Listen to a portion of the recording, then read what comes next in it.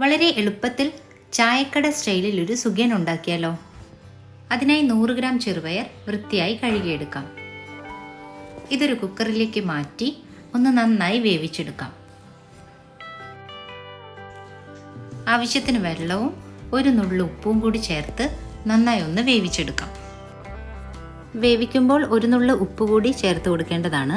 ഒരു 4 വിസിൽ വരുന്നത് വരെ ചെറുപയർ ഒന്ന് വേവിച്ചെടുക്കാം. പണ്ടത്തെ ചായക്കടയിലെ ചില്ലുകൂട്ടിലിരിക്കുന്ന സുഖിയനും പരിപ്പുവടയും ചായയുമെല്ലാം വല്ലാത്തൊരു നൊസ്റ്റാൾജിയ തന്നെയാണ്. ഏകദേശം 1 കപ്പ് വെള്ളത്തിൽ തന്നെ ഈ മാവ് നമുക്ക് കുഴച്ചെടുക്കാവുന്നതാണ്. ഒരുപാട് ലൂസാവാതെ തന്നെ മാവ് കുഴച്ചെടുക്കണം. ഇനി നമുക്ക് ഫില്ല് ചെയ്യാനുള്ള കൂട്ട് തയ്യാറാക്കാം. അതിനായി 2 അച്ച് വെള്ളം കുറച്ച് വെള്ളത്തിൽ നന്നായി ഒന്ന് മെൽറ്റ് ചെയ്തെടുക്കാം.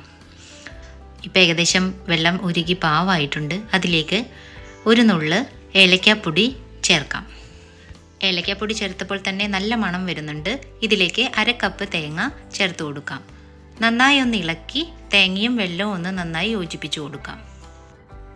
ഇനി ഇതിലേക്ക് വേവിച്ച് വെച്ച ചെറുപയർ ചേർത്ത് കൊടുക്കാം. ഇനി ചെറുപയർ നന്നായി ഒന്ന് ഇളക്കി കൊടുക്കാം. ഇനി ഒന്ന് ഡ്രൈ ആവുന്നത് വരെ നന്നായി ഒന്ന് മിക്സ് ചെയ്ത് കൊടുക്കാം. ഏകദേശം എല്ലാം ഒന്ന് ഡ്രൈ ആയി വന്നിട്ടുണ്ട്. ഇനി ഫ്ലെയിം ഓഫ് ചെയ്യാം. ഇപ്പോൾ ഇത് ചൂടാറിയിട്ടുണ്ട്. ചൂടാറിയതിന് ശേഷം കയ്യിലെടുത്ത് ഓരോരോ കുഞ്ഞു ബോളുകളാക്കി നമുക്ക് മാറ്റി വയ്ക്കാം. ബാക്കി വരുന്ന എല്ലാ ചെറുപയറും ഇങ്ങനെ ഓരോ കുഞ്ഞു ബോളുകളാക്കി തന്നെ നമുക്ക് ഒരു പ്ലേറ്റിലേക്ക് മാറ്റാം. അതിനുശേഷം ഒരു പാത്രത്തിലേക്ക് ആവശ്യത്തിന് എണ്ണ ഒഴിച്ചു കൊടുക്കാം.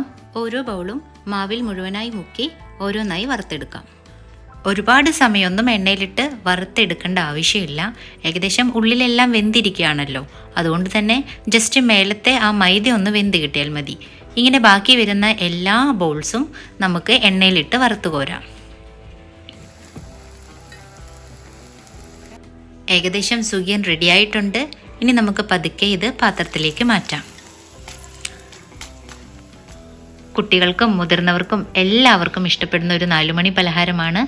ഇഷ്ടമായാൽ തീർച്ചയായും എല്ലാവരും ഒന്ന് ട്രൈ ചെയ്ത് നോക്കണേ.